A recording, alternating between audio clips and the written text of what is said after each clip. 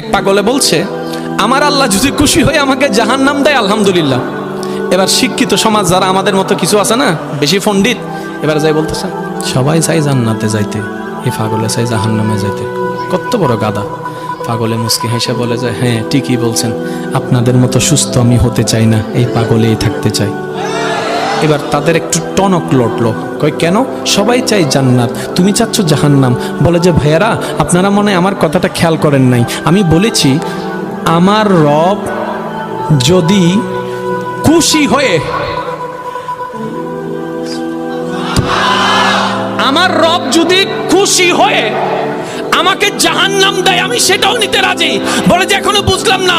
পাগল বলে জ্ঞান দিয়ে রবের বিষয় বোঝা যায় না, দিল দিয়ে বুঝতে হয়। আরে শুনো, রব যখন খুশি হয়ে যাবে জাহান্নামটা জান্নাত হয়ে যাবে, রব যখন নারাজ হয়ে যাবে জান্নাতটা জাহান্নাম হয়ে যাবে।